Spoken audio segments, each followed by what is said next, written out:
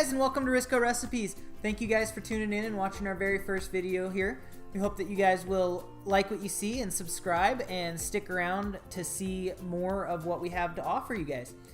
So this year we decided to start a garden, and it produced a lot of tomatoes and fresh veggies. So today we will be making a fresh from the garden marinara sauce with Roma tomatoes, fresh onions, garlic, and it's gonna be rich and amazing. So let's go to the kitchen and see how it's done.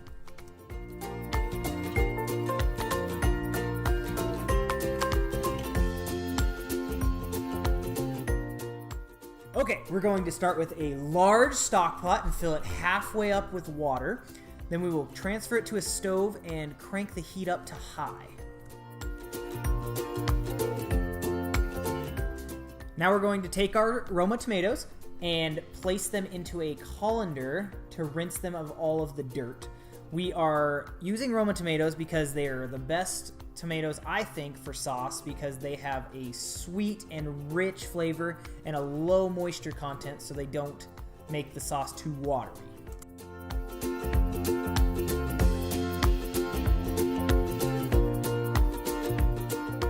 Okay, so we're gonna give them a nice showering here and just shake off all that excess dirt and water.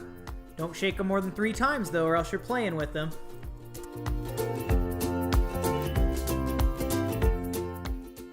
Okay, so we are going to take our tomatoes and place them in the water and bring it to a boil.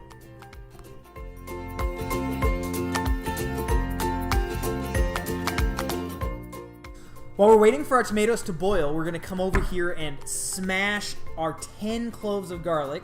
And after smashing, we're gonna mince them into a fine, fine mince.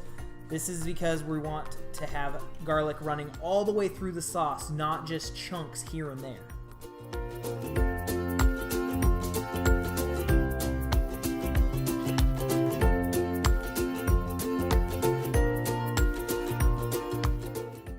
Okay, so our tomatoes have come to a boil. We're gonna boil them for only 10 seconds. See how the skin has split a little bit? That's perfect, that's just what we want.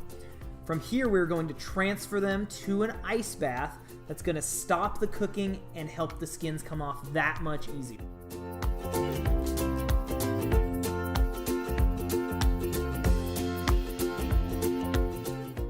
While our tomatoes are over there skinny dipping, aka dipping to remove their skins, we're gonna come over here and cut the ends off of a yellow onion and remove the outer layer. To avoid the dreaded onion tears, try this quick trick that will never make you cry again.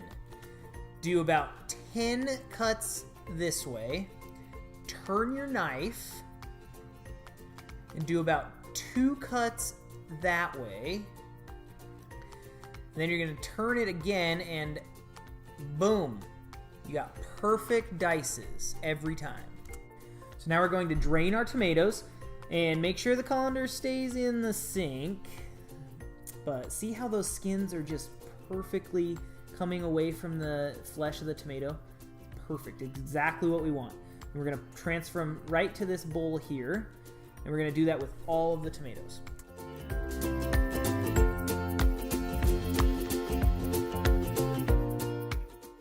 Now all of us cooks know that our hands are the best tool in the kitchen, so we are going to use our hands here to really squish and mush the tomatoes into a sauce-like consistency. Next, we're going to add our diced yellow onion to our 3 tablespoons of olive oil on medium heat. Then we're going to take 1 tablespoon of dried oregano, but feel free to use fresh if you'd like. There's no problem there. And add 2 tablespoons of dried basil. This is what's going to give it that fresh, classic Italian taste. After we've cooked the onions and the herbs down for about 5 minutes or so, we're going to add our minced garlic.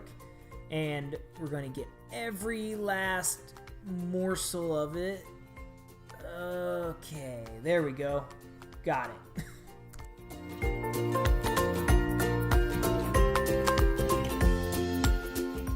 Next, we're going to take a half cup of dry, good red wine. Make sure that it's good, because if you can't drink it, you can't cook with it. Feel free to substitute the red wine for beef broth, chicken broth, or vegetable broth as well. Now we're going to take a little bit of salt and some cracked black pepper to make sure that we have a nice seasoned base to our sauce. And finally, the star of the show, our crushed Roma tomatoes.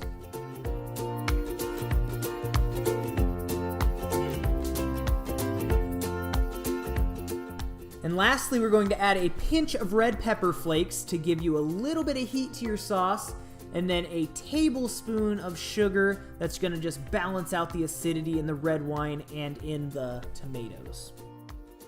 We're going to bring our sauce to a boil, and as soon as it boils, we're going to put a lid on it and reduce the heat to low and cook for 45 minutes to 1 hour to really develop those flavors.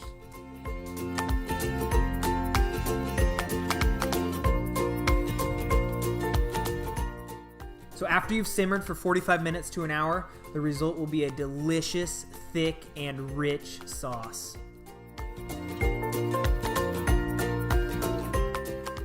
To showcase this beautiful sauce, we had it over just some angel hair pasta, but you can put it on whatever you want.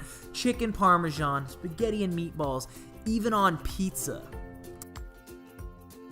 Thank you guys so much for watching. We really hope you enjoyed this recipe.